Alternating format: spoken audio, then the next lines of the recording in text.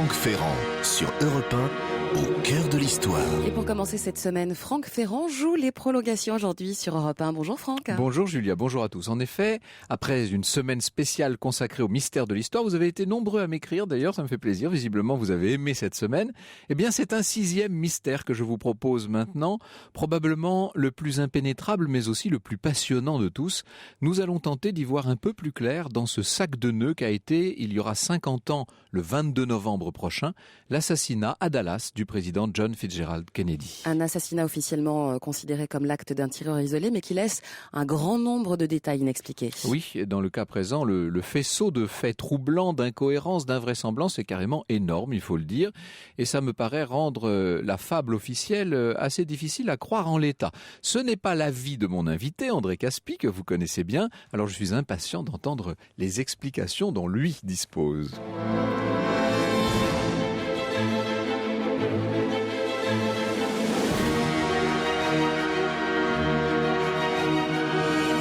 De 13h à 14h sur Europe 1, au cœur de l'histoire. Franck Ferrand.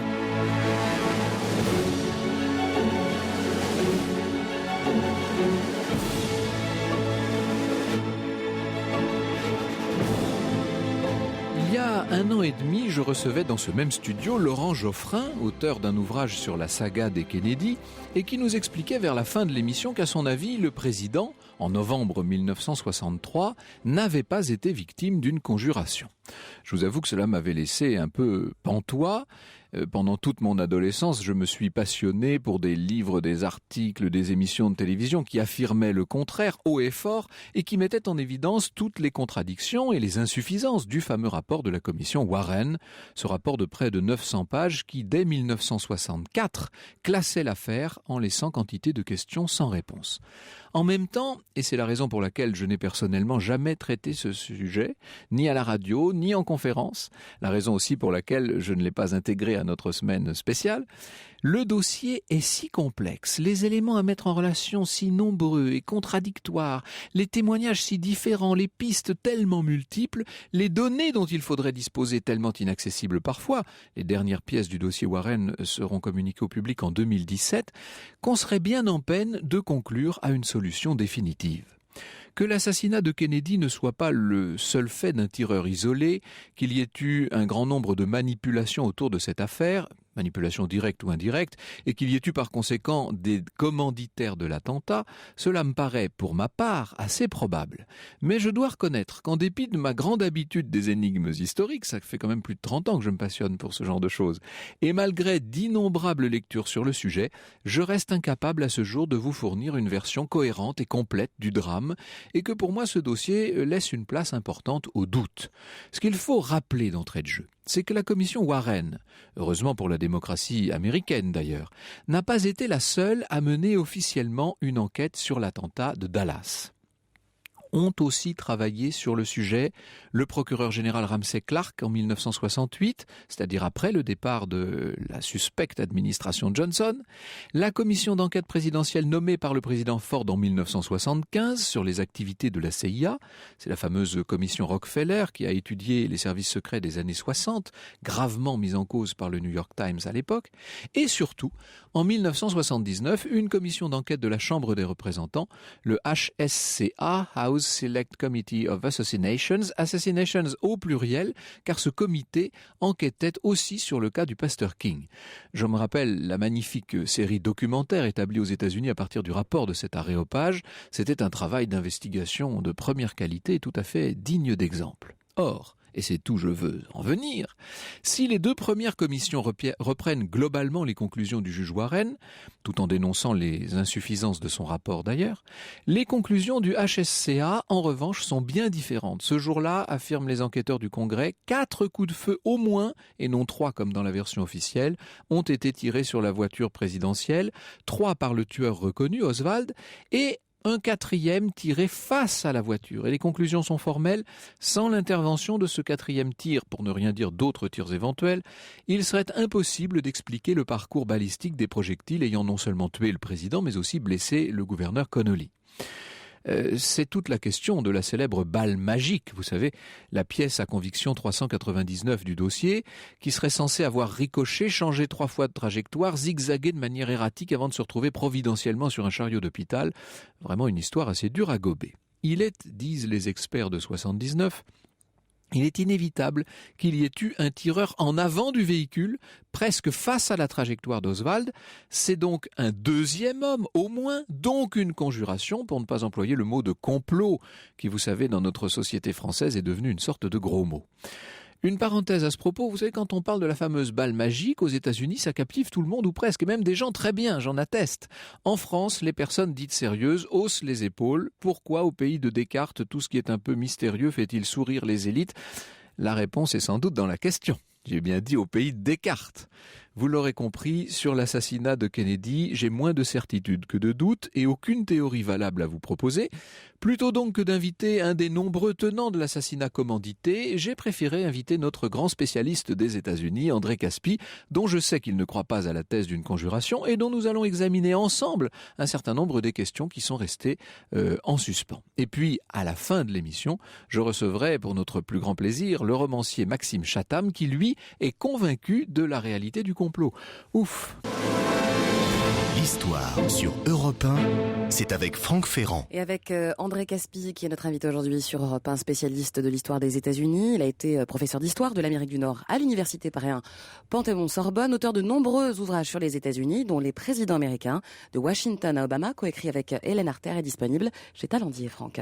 Alors, bonjour André Caspi. Bonjour. Merci beaucoup d'être venu pour essayer d'évoquer ce sujet dont j'ai dit qu'il était d'une très grande complexité. Le rapport du juge Warren a été considéré comme bâclé, or il fait quand même 883 pages, donc c'est assez extraordinaire. Et il est accompagné de 26 volumes de documents. Exactement, dont certains ne sont toujours pas déclassifiés, mais enfin ils le seront bientôt, semble-t-il. Il paraît que l'essentiel a été déjà communiqué, et pourtant on n'y voit pas beaucoup plus clair. Alors revenons peut-être sur le contexte de cette époque. On est à la fin de l'année 1963, juste avant une année présidentielle. Oui, et c'est même la raison pour laquelle John Kennedy va au Texas. C'est-à-dire que le Texas, c'est un État qui peut être décisif dans la toute prochaine élection présidentielle. Le vice-président Lyndon Johnson est lui-même un politique du Texas, mais d'un autre côté, les démocrates du Texas sont divisés. Par conséquent, John Kennedy va au Texas pour être vu, pour raccommoder les factions du Parti démocrate. Et je crois que ce qu'il faut bien comprendre, c'est que précisément, il est à Dallas pour être vu, applaudi et pour voir. C'est la raison pour laquelle il circule en voiture décapotée, ce qui, depuis cette époque, alors on a fait est absolument impossible à un président des États-Unis. Il demande que la voiture aille très lentement. Précisons d'ailleurs que le toit de plexiglas qui avait été prévu sur cette Lincoln n'était pas à l'épreuve des balles. Donc même si on n'avait pas enlevé le toit en question, de toute façon, ça n'aurait sûrement pas changé grand-chose. Non, mais pour vous donner un exemple, lorsque John Kennedy est au Texas, il est accompagné par son épouse, Jackie, qui généralement ne participait pas aux événements politiques. Il a voulu qu'elle soit là parce qu'elle est populaire. Et il a voulu également qu'elle ne porte pas ses lunettes de soleil pour qu'on puisse la voir. Donc c'est véritablement une démonstration médiatique à laquelle le président Kennedy se livre. Alors ça, c'est pour la politique intérieure. Sur un plan international, on est évidemment à une période très tendue. On n'est pas très longtemps après la crise de Cuba, la crise des fusées qui a eu lieu 1 an plus tôt. Et on est en plein bras de fer avec Cuba, une fois de plus. Et surtout, il y a la question, évidemment, du Vietnam qui se pose. Alors, il y a d'une part la question de Cuba qui n'est pas terminée, puisque il est vrai que la crise des missiles date d'octobre 1962, mais il n'empêche que entre 1960 et 1965, la CIA a mis sur pied 8 tentatives pour assassiner Fidel Castro.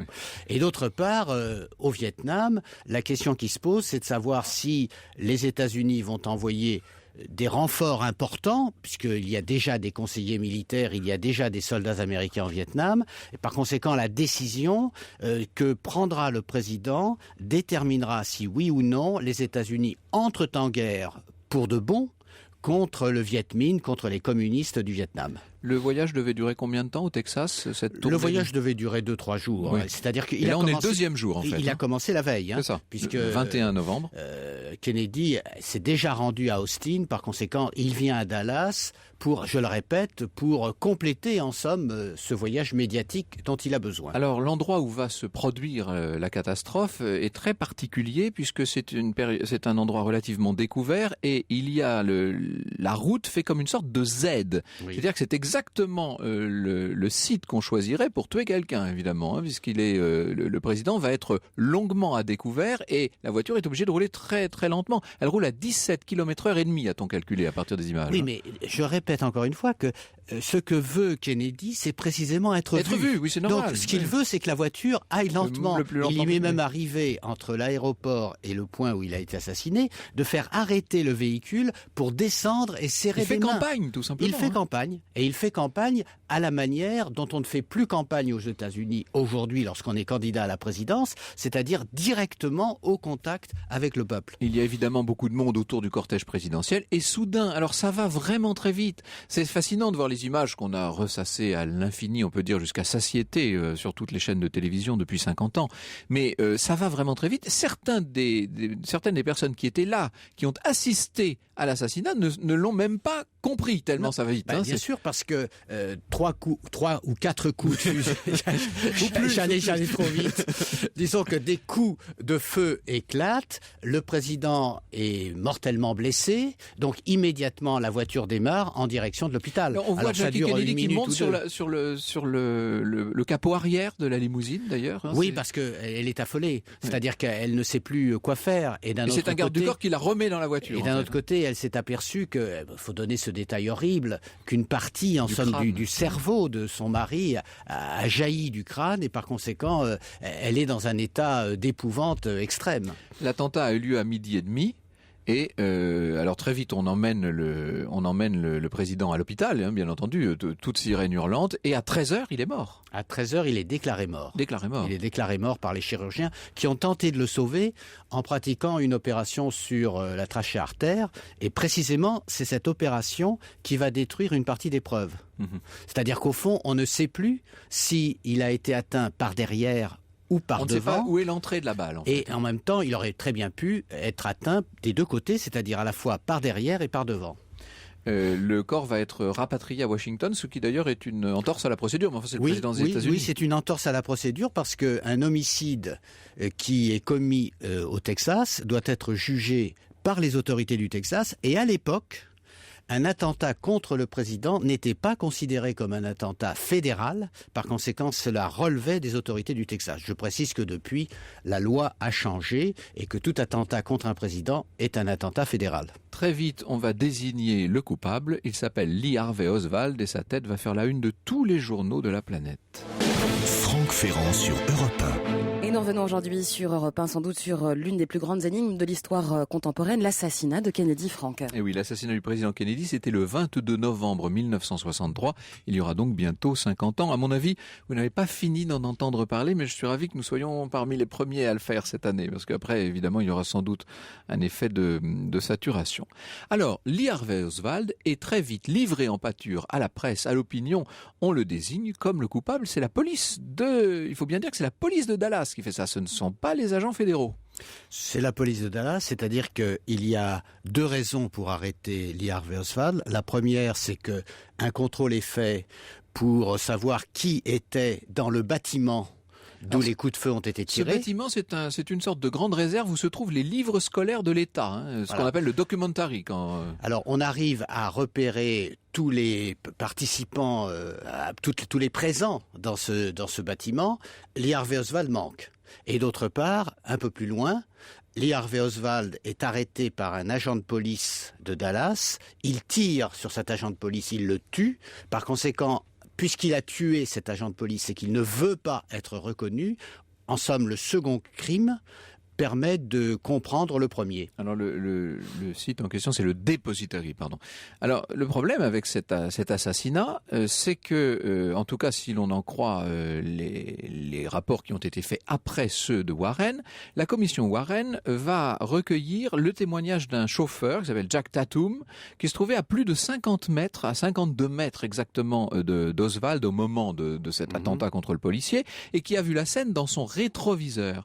Alors qu'on a 2 autres autres témoignages, celui d'un hispanique, Domingo Benavides, et celui d'une femme de couleur, Aquila Clemens, qui tous les deux étaient à moins de 15 mètres, à respectivement 12 et 14 mètres de la scène, et qui n'ont pas du tout identifié Oswald comme l'assassin. Sauf que ce qu'il y a d'incroyable, c'est que dans la commission Warren, on retient le témoignage du chauffeur et pas les deux autres témoignages. Donc ça fait partie quand même des irrégularités un peu étranges. Il y a beaucoup d'irrégularités dans la commission Warren. D'abord parce que la commission Warren n'a pas reçu tous les renseignements dont disposait le FBI.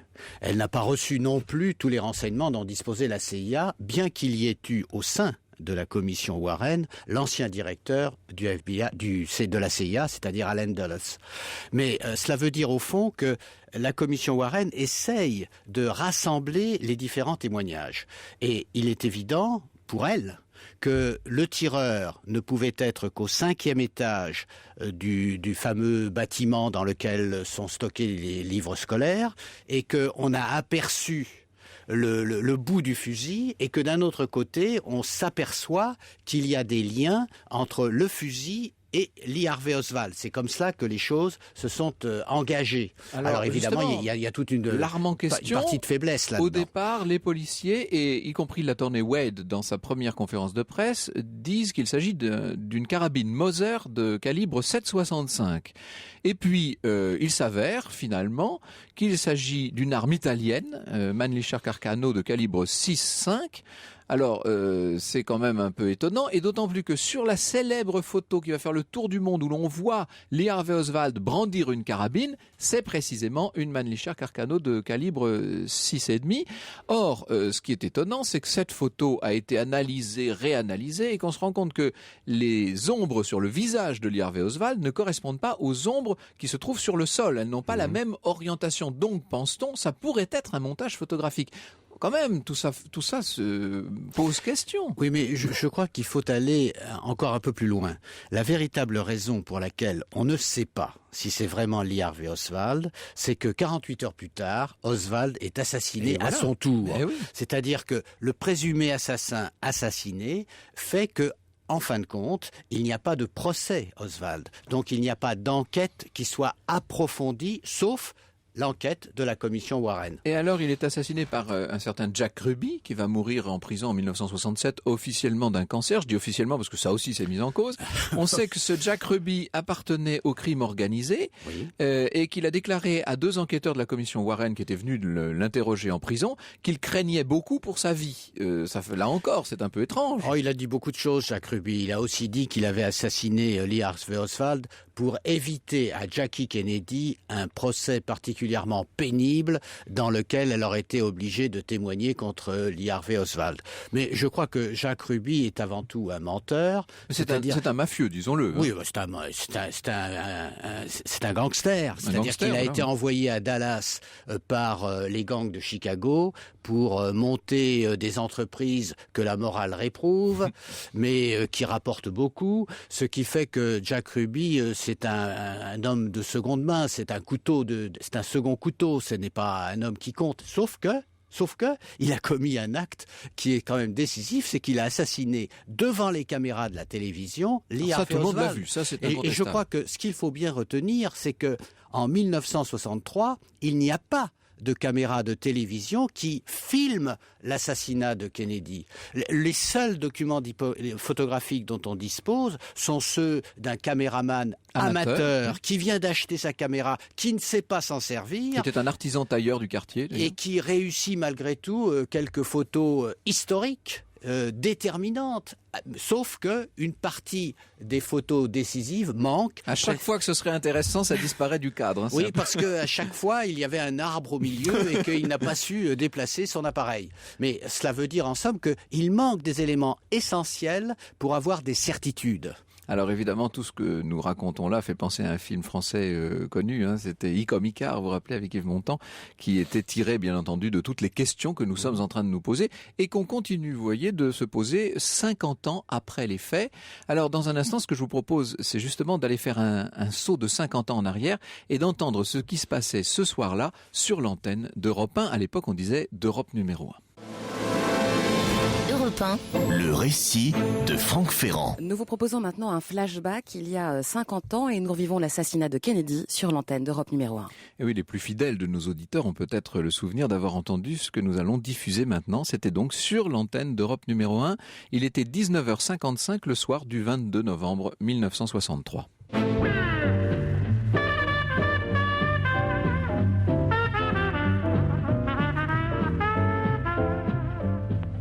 Bon, Jacques de Marny, j'interromps naturellement le duplex qui était en cours là. Nous nous retrouverons tout à l'heure, nous irons à Lens à nouveau, car voici un nouveau flash spécial d'information.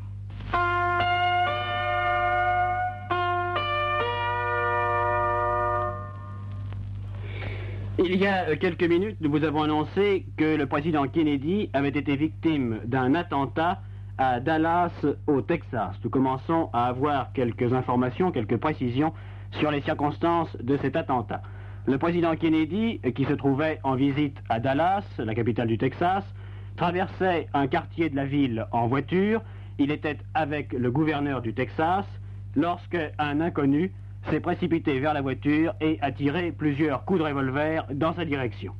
Le président Kennedy a été, semble-t-il, atteint par un ou deux projectiles, on ne sait pas encore exactement. Toujours est-il que plusieurs témoins, et notamment des photographes de presse, l'ont vu qui saignait à la tête. Le président Kennedy s'est soulevé dans sa voiture et ensuite il s'est accroché à sa femme qui s'était précipitée vers lui et Madame Kennedy a crié « Oh non, oh non ». Ensuite, tout s'est passé très vite. Le président Kennedy a été emmené à l'hôpital de Dallas, au Texas, où il se trouve actuellement. Pour le moment, c'est tout ce que l'on sait de nouveau sur les circonstances de cet attentat contre le président Kennedy à Dallas. Vous percevez bien l'émotion dans la voix de Claude Guillaumin. Alors le lendemain, notre antenne diffusait un document. C'était la voix d'un journaliste de Radio Dallas, témoin de la fusillade sur le président Kennedy. Il raconte en direct ce qu'il voit. Alors voici ce document traduit à l'époque par le journaliste d'Europe numéro 1. Put me on, Phil. Put me on. Passez-moi l'antenne. Passez-moi l'antenne, c'est fait? Put me on. Nous sommes près de la chambre de commerce. Le cortège arrive. Je vois de très nombreuses motos, des motos de police. Coming by now. Il y a eu un appel sur les radios de police pour demander à toutes les unités du quartier de rejoindre le défilé. To pick up the motorcade. Something Il is s'est passé quelque chose. Il semble qu'il y ait eu une fusillade. coming up now. We know it's the president. La voiture du président arrive vers nous, je la reconnais. Je vois Madame Kennedy assise, toute droite. The car. We Il y a understand un agent des services secrets allongé sur la voiture. with President and Mrs. Kennedy. Il semble que le gouverneur et Madame Connally sont dans la voiture avec le président et Madame Kennedy. Something is terribly wrong. I'm On in ne the peut pas dire qui a été touché, si même quelqu'un a été touché, mais apparemment il se passe quelque chose de grave, de très grave. Je suis derrière le cortège, j'essaie de le suivre sur le chemin de l'hôpital. man is still. L'homme des services secrets est toujours sur la voiture avec, semble-t-il, le président et Madame Kennedy. And Mrs. Et Connolly. aussi le gouverneur et Madame Connally. Been one or two or Au even moment où je parle, on ne peut dire si c'est une, deux ou les 4 personnes dans la voiture qui sont victimes des coups de feu. Alors très vite, on a vraiment l'impression d'y être. Nous vous le disions avec André Caspi, très vite est appréhendé celui que la police présente comme le coupable, Lee Harvey Oswald. Un policier américain raconte au micro de Philippe Alfonsi comment la police est remontée jusqu'à lui. Tout d'abord, nous avons un certain nombre de témoins qui ont vu l'homme au fusil au 6e étage du building. Ils ont désigné la fenêtre d'où les coups de feu avaient été tirés. On a trouvé les empreintes digitales de Lee Oswald. Le fusil était caché à ce même étage, derrière des boîtes. Il a été identifié, ce fusil, comme celui d'Oswald. Tout de suite après l'assassinat du président Kennedy, un officier de police a vu Oswald sortir du building d'où étaient partis les coups de feu. Il l'a interpellé, mais un homme, un directeur qui travaille dans cette maison s'est interposé. Il a dit « Oswald travaille ici, sa présence est normale ». Ensuite, on a entendu parler de Oswald au moment où il a pris dans la rue Lamarck un autobus. Il est monté dans cet autobus, il a annoncé à tout le monde « Le président des États-Unis a été tué ». Ensuite, Lee Oswald a éclaté de rire en racontant comment le président avait été tué. À une question, M. Wade répond « À aucun moment, Lee Oswald n'a reconnu qu'il était l'assassin du président Kennedy. L'enquête n'est pas terminée. Elle continue. » Oui, elle continue. En ce qui concerne Lee Oswald, elle n'ira pas bien loin, ne serait-ce que parce que 2 jours après, le présumé assassin est assassiné à son tour. Julien Besançon était présent au moment du drame et il nous raconte comment Lee Harvey Oswald s'est fait tirer dessus. Lee Oswald allait être transféré à la prison de Dallas. Il y avait dans une petite pièce attenante au bureau du shérif de Dallas un certain nombre de journalistes qui prenaient des photos. Il y avait là une quarantaine de personnes pour autant que j'ai pu voir et il y avait une petite cohue dans cette pièce qui n'était pas très très grande. À ce moment-là, Lee Oswald est apparu, les menottes à la main, encadré par 2 policiers, 2 grands policiers très forts qui le soutenaient chacun par un bras. Et de la masse des gens qui sont là, on a vu immédiatement que Lee Oswald se courbait en deux comme s'il venait de recevoir une balle dans le ventre ou au niveau de la ceinture. Et à ce moment-là, ça a été évidemment une mêlée indescriptible. Lee Oswald a reculé en arrière vers la porte d'où il venait à peine de sortir depuis moins de 3 ou 4 secondes et il a été entraîné à ce moment-là par les policiers dans ce bureau du shérif. Voilà comment les choses se sont passées telles que je viens de les voir à l'instant même. Et le dernier de nos documents issus des archives d'Europe 1, d'Europe numéro 1, de cette époque des pionniers, on est 1 semaine après l'assassinat maintenant, et le gouverneur du Texas, John Connolly, dont nous vous parlons depuis tout à l'heure, raconte comment il a vécu l'assassinat du président Kennedy alors qu'il était dans la voiture présidentielle lui-même. Nous avons entendu un coup de feu. Je me suis tourné vers la gauche, j'étais assis sur un strapontin. Je me suis tourné sur ma gauche pour voir le président qui était assis sur le siège arrière. Comme je me tournais, j'ai été touché. Et j'ai senti que j'ai été touché grièvement. Alors j'ai dit, parce que je savais que le président lui aussi était touché, j'ai dit, mon Dieu, ils vont tous nous tuer. Alors il y a eu un 3e coup de feu. Et le président a été touché à nouveau. Il me restait encore un petit peu de conscience. Et j'ai vu Mme Kennedy qui disait, alors que le président était blessé pour la 2e fois, oh mon Dieu, ils ont tué mon mari. Alors, après le 3e coup de feu, la dernière chose dont je me souviens, c'est que le chauffeur et l'homme des services secrets parlaient ensemble et qu'ils ont reçu par radio l'ordre de gagner au plus vite l'hôpital. Vous savez, en l'espace de quelques instants, tout a été changé. Merci beaucoup à Marion et Guillaume pour ce bouquet de témoignages qui, vous l'avez vu, nous a replongé 50 ans en arrière. Franck Ferrand sur Europe 1, au cœur de l'histoire. Et jusqu'à 14h sur Europe 1, nous nous intéressons à l'assassinat du président Kennedy qui fait vivement réagir nos auditeurs. Et oui, avec des réactions de qualité. En tant qu'architecte, nous dit Alain Michel, j'ai été amené à construire à Dallas, donc dans les années 90. Je me suis rendu à l'endroit où le président avait été assassiné. Au pied du bâtiment d'où Oswald avait tiré, il y avait une plaque en métal gravée qui rappelait les faits. Eh bien, cette plaque était rayée et à chaque fois que j'y allais, elle était rayée différemment. C'est-à-dire qu'on remet la plaque et d'autres viennent la rayer, c'est-à-dire que les gens refusent la version officielle, tout simplement. Marie-France nous dit, j'avais 15 ans quand le président Kennedy a été assassiné, et je m'en souviens bien sûr. J'ai attendu plus de 40 ans pour aller visiter la librairie à Dallas, enfin la library à Dallas, lors d'un voyage d'affaires. Que d'émotions. J'ai observé la croix blanche sur l'avenue où a eu lieu l'assassinat, et pour moi, pas de doute, c'était bien un complot, tout comme la mort de Marilyn. Mais enfin ça nous entraînerait encore dans un autre mystère, Marie-France. Philippe Labro, nous dit Patrick, grand connaisseur de l'Amérique, a couvert cet assassinat de Kennedy. Enfin, c'était pas l'assassinat lui-même qu'il a couvert, mais il s'y trouvait, disons. Il se prononce lui aussi en faveur d'un complot. Alors, ce qu'il faut dire, je salue au passage l'arrivée de Maxime Chatham, qui nous rejoint et qui va nous donner son avis dans un moment et qui va nous parler notamment de l'extraordinaire roman que vient de faire paraître Stephen King. La traduction vient de sortir chez Albin Michel. Bonjour Maxime, merci. Bonjour. J'aimerais bien, si vous le voulez, il ne nous reste pas un temps fou, André Caspi, mais quand même, que nous revenions sur la constitution de cette commission Warren et surtout les reproches qu'on peut lui faire, objectivement. Le juge Warren, c'est le président de la Cour suprême, c'est pas n'importe qui. Oui. Et les membres de la commission sont tous de très grands juristes. Le problème, c'est que, disent les critiques, ils sont trop grands, justement. Ils ont beaucoup à faire et ils n'ont pas le temps de s'occuper dans le détail d'une affaire qu'ils délèguent à des subordonnés. Tout d'abord, Earl Warren, le président de la Cour suprême, ne tenait pas spécialement spécialement à présider cette commission d'enquête. Oui. Parce que dans le régime de séparation des pouvoirs, il n'y avait aucune raison que le chef de la justice soit aussi l'enquêteur, c'est-à-dire une sorte de procureur. Il a accepté tout simplement parce qu'on lui a demandé. Oui. Et en même temps, je crois qu'il ne faut pas oublier que Robert Kennedy, le frère de John, était à l'époque au département de la justice, c'est-à-dire c'était le ministre de la justice. Et c'est lui-même qui a souhaité, en somme, que l'on n'accorde pas une importance excessive à cette enquête, que l'on fasse l'enquête, bien sûr, il fallait la faire, et que cette enquête soit terminée avant les élections présidentielles de novembre 1964. C'est pour cela d'ailleurs que le rapport est remis en septembre. Mais tous les moyens sont à la disposition de cette commission Warren. Ce qui s'est passé, c'est que le FBI, la CIA, qui détenaient des informations capitales, n'ont pas nécessairement donné toutes ces informations à la commission Warren. C'est ce qui s'appelle le maniement de la litote. Et à partir de là, beaucoup de soupçons sont nés sur le travail de la commission Warren. Beaucoup ont essayé de décortiquer les témoignages que la commission a entendus.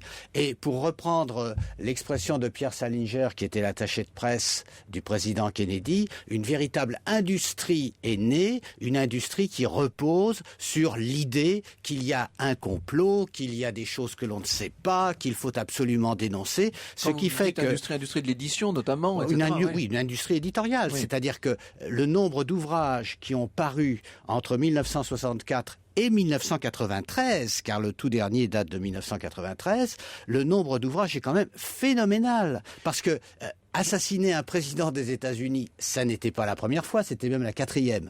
Mais il n'empêche que c'est un événement extraordinaire. Et surtout dans les circonstances où ça a eu lieu. Et au fond, si on se reporte au roman de Stephen King dont vous parlerez dans un instant, cela veut dire que peut-être cet assassinat a complètement changé le cours de l'histoire américaine et le cours de l'histoire mondiale. Et j'en profite pour dire, puisqu'après tout nous sommes dans une émission d'histoire, que c'est la première fois, avec cet attentat de Kennedy, qu'on a eu recours à la notion d'histoire immédiate. C'est-à-dire qu'on a vu des historiens, dont ça n'était jusque-là pas du tout le métier ni la passion, se mêler dès les années 65, 66, 67, se mêler d'une affaire qui était encore toute chaude et qui était même en cours de règlement ou d'étouffement. Il n'y a pas eu de procès dans cette affaire. Non, il n'y a pas eu de... Ni Oswald, évidemment, il a été assassiné. Il y a eu le procès de Ruby. Il y a eu un procès de Ruby en 1964, mais un procès tout à fait imparfait. Alors là, en effet, on peut le critiquer.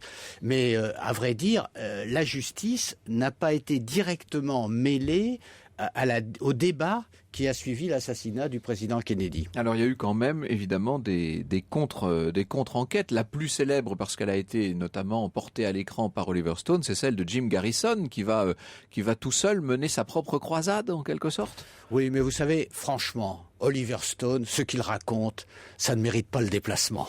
Et moi, je me souviens très bien quand je faisais un cours à la Sorbonne sur le président Kennedy et que je parlais de l'assassinat du président Kennedy, il y avait juste aux portes de la Sorbonne des distributeurs qui étaient là pour inciter les jeunes à aller voir le film d'Oliver Stone, mais le film d'Oliver Stone ne repose pas sur la moindre vérité historique. Alors, refermons la parenthèse Oliver Stone et revenons peut-être à un certain nombre des lacunes de cette commission Warren, et je pense notamment à ce qu'il y a de plus parlant pour tout un chacun, c'est-à-dire la question des tirs et des balles, évidemment.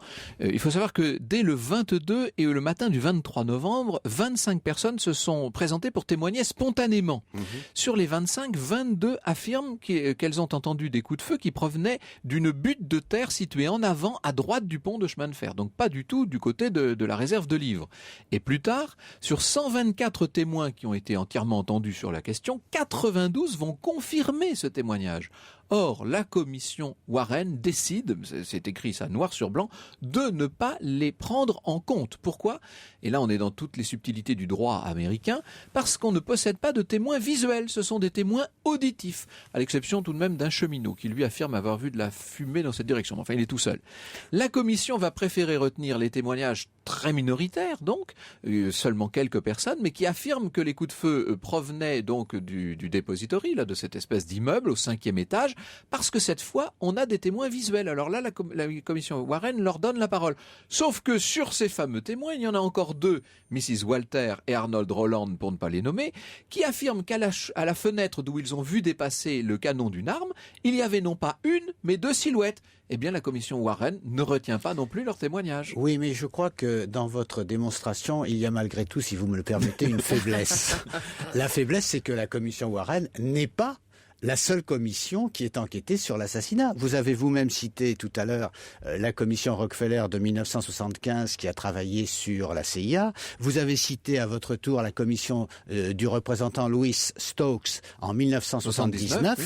C'est-à-dire qu'il y a eu d'autres commissions. Mais d'ailleurs, la commission de 79 est déjà beaucoup plus dubitative. Oui, c'est-à-dire la commission de 1979 confirme les conclusions de la commission Warren, mais ajoute qu'il peut y avoir probablement, j'insiste bien sur l'adverbe, probablement un quatrième coup de feu, parce que ce quatrième coup de feu aurait été enregistré sur la radio d'un policier motocycliste, mais la commission Stokes n'est pas sûre. C'est-à-dire qu'au fond, tout ce que l'on sait, c'est qu'il y a beaucoup de choses qu'on ne sait pas.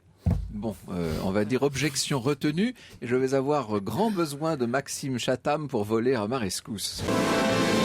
L'histoire sur Europe 1, c'est avec Franck Ferrand. Alors vous savez, dans cette émission, il y a le in et le off en quelque sorte. C'est-à-dire que pendant les publicités, évidemment, nos invités continuent de discuter. Et là, je regrette que c'est fort les intéressant, micros n'aient pas été branchés parce que c'était intéressant la conversation entre André Caspi et Maxime Chatham. Et notamment, vous étiez en train tout de même de reconnaître, André Caspi, que Oswald n'était pas un grand tireur d'élite. Hein. Oui, bien sûr. Mais même quand on n'est pas un grand tireur d'élite, il arrive qu'on puisse atteindre la cible. Hein. C'est pas exclu. Oui, enfin là, il a particulièrement bien atteint. Et on sait que plusieurs tireurs ont été employés dans l'histoire. On a essayé de reconstituer les faits avec des tireurs d'élite du FBI en l'occurrence, qui ne sont pas arrivés à toucher la cible. Oui, c'est pas tellement parce que les tireurs d'élite n'y arrivent pas, mais c'est parce que l'arme dont se servait Oswald ne permettait pas justement des tirs rapprochés, puisqu'il fallait 3 secondes, si je ne me trompe, pour recharger l'arme, et du coup cela ne permettait pas en somme de tirer 3 fois comme on le prétend. Vous avez l'air sceptique, Maxime Chatham. Je rappelle quand même que dans Les Arcanes du chaos, vous avez longuement parlé de cet assassinat de Kennedy. Oui, c'est un roman qui parle de la théorie de la conspiration sur les 70 dernières années, dont pas mal de Kennedy. Moi, ce qui m'intéresse, je suis pas ultra convaincu que ce soit une conspiration. En revanche, il y a tellement d'éléments qui me posent question que j'en viens à douter des faits tels qu'on nous les présente. Et c'est vrai que dans Les Arcanes du chaos, je mets en avant le rôle d'un personnage comme Alan Dulles, dont vous avez un peu parlé tout à l'heure, qui était le patron de la CIA. Et cet homme-là, comme beaucoup d'hommes à l'époque, avait beaucoup de moyens. Il y avait Edgar Hoover également, qui était le patron du FBI, qui a été patron du FBI pendant très très très longtemps. Et Alan Dulles avait quand même des moyens assez importants, et on parle très peu, notamment à la commission Warren, où il y a eu certaines censures à ce niveau-là, de l'importance qu'il y avait des liens entre le maire de Dallas à l'époque et d'Alan Dulles, et le maire de Dallas qui fait changer au dernier moment la course que doit emprunter le président Kennedy. Le trajet a été modifié. Le trajet, au tout dernier moment. Les mesures de sécurité ont été totalement changées au dernier moment à la demande du maire de Dallas. Et Alan Dulles avait pas mal d'intérêts économiques qui étaient contrariés en permanence parce qu'il était un des membres importants de la Fruit Company. Voilà, on pourrait en parler pendant des heures. Ce qu'il faut peut-être dire, et pardon de vous demander de témoigner à charge, André Caspi, mais c'est que Kennedy gênait énormément de monde et dans bien des domaines différents, tout de même, politique, économique et même social. C'est la caractéristique de tout détenteur du pouvoir. À partir du moment où vous détenez un pouvoir, il est évident que... Son successeur Johnson gênait moins de monde. Ah oui, mais dans un certain sens, Kennedy avait aussi des complicités, parce qu'on a quand même su plus tard qu'il avait quelques complicités du côté de la mafia. Par conséquent, je crois qu'on ne peut pas dire que Kennedy c'était l'archange qu'il fallait absolument abattre. C'était un homme politique qui avait pris des décisions contestables et contestées, mais je crois que c'est vrai de tous les hommes politiques. Alors ça m'amuse beaucoup d'avoir le point de vue du Stephen King français sur le Stephen King américain ou original. Le dernier ouvrage donc du maître du suspense s'appelle 22-11-63, c'est une date ça, et c'est publié chez Albin Michel. Vous l'avez dévoré, vous Maxime, évidemment. Oui, alors je l'ai dévoré parce qu'il est un roman assez original dans l'histoire de Stephen King, dans sa bibliographie. C'est probablement son livre le plus personnel, je pense, d'une part, le moins fantastique aussi. Oui. Et parce que mis à part le postulat de départ qui parle du voyage dans le temps, ensuite tout le reste est tout à fait réaliste. Tout à fait très réaliste. Et d'ailleurs, je crois qu'un des personnages essentiels du roman, c'est l'époque, avant même le héros, le narrateur de l'histoire. Mais c'est une époque qu'il a bien connue et on sent une intense nostalgie dans tout ça. Ouais, je crois qu'avant tout c'est ça. C'est un moment où Stephen King, dans sa carrière de romancier, se pose, se dit: qu'est-ce que j'ai envie d'écrire aujourd'hui? Qu'est-ce qui me porte vers l'écriture depuis le début? C'est la nostalgie d'une époque. Il a écrit énormément de livres qui parlent de l'adolescence, de l'enfance. Il a écrit énormément d'histoires qui se situent dans les années 60. Et cette fois-ci, il fait un récit entier qui parle de 1958 à 1963, de cette époque-là. Et finalement, il se passe pas grand-chose dans le livre. Avec toute son atmosphère musicale qui a joué un rôle important dans l'écriture même du roman. Ça c'est un point commun avec vous d'ailleurs. Hein, Oui, alors moi j'aime bien parler de la musique en général dans le livre, mais alors King a cette espèce d'obsession dans tous ses romans. Il donne des références d'époque en fonction des titres qu'il fait diffuser dans les oreilles de ses héros. Et là, c'est omniprésent. Il y a la bande son du livre à chaque chapitre, quasiment. Et je crois que finalement, ce livre est vraiment le livre. Je vais pas dire le livre d'une fin de carrière, hein, parce que mais un peu un testament quand même. Oui, d'une certaine manière, parce qu'on y retrouve toutes les grandes préoccupations de King, mais cette fois-ci vu d'un point de vue hyper réaliste. Et puis aussi, il y a quand même King, c'est la nostalgie d'une époque, certes, mais c'est aussi l'envie de raconter l'histoire qu'aurait pu être celle des États-Unis si Kennedy n'était pas mort, comme si avec côté uchronie en fait. Oui, c'est-à-dire et si on avait perdu cette époque-là, non pas à cause du temps qui est passé, mais à cause de ce qui s'est passé dans les faits historiques, le drame de Kennedy. Alors ça renvoie à une Amérique qui se pose beaucoup de questions depuis le 11 septembre, parce que depuis le 11 septembre, les Américains n'arrêtent pas de... D'ailleurs, le titre fait une allusion directe au 11 septembre, hein, cette façon de parler 22-11-63, évidemment, je pense que c'est directement inspiré. Complètement, ouais. Et au final, je crois que c'est soit le début d'une nouvelle œuvre littéraire pour King, soit un moyen de dire, voilà, c'est le livre dont j'avais besoin depuis très longtemps. Et juste une anecdote assez amusante, King a commencé à écrire ce livre en 72, il s'est rendu compte qu'il n'était pas prêt, qu'il n'avait pas encore ce qu'il lui fallait pour l'écrire, et il a attendu quand même... Ça, c'est sage. D'arriver à la fin des années 2000 pour pouvoir l'écrire. On aimerait bien tous être capables parfois d'en faire autant. Merci beaucoup Maxime Chatham d'être venu nous parler de cet ouvrage de Stephen King, 22-11-63, publié chez Albin Michel. Vous-même, vous écrivez là en ce moment. Je viens de finir un livre. Voilà. Sonia nous dit: mon estomac s'est noué quand vous avez diffusé tous ces extraits, comme si les directs étaient un véritable direct. Mais oui, c'était un peu le but. Merci beaucoup Sonia. André Caspi, je pense que nous n'avons pas du tout fait vaciller vos certitudes sur la question. Mais vous savez, moi je n'ai pas des certitudes inébranlables. Je considère simplement que tant qu'on n'a pas prouvé le contraire de ce que j'avance n'est pas complètement faux. C'est simple. Et je crois que jusqu'à maintenant, on n'a pas prouvé qu'il y avait une conspiration. On n'est pas tout à fait satisfait de l'interprétation officielle. Bon, quand il y aura peut-être d'autres preuves, je changerai d'avis et j'espère qu'à ce moment-là, cher monsieur, vous m'inviterez. Mais avec grand plaisir. Pour que je fasse amende honorable. Vous avez table ouverte ici, bien entendu, André Caspi. C'est Maxime Chatham qui m'indique, c'est vrai, cette citation de Norman Mailer en exergue de l'ouvrage de Stephen King. Il est pratiquement impossible à la raison d'assimiler le fait qu'un petit homme solitaire ait pu abattre un géant au milieu de ses limousines, de ses légions, de ses foules, de sa sécurité.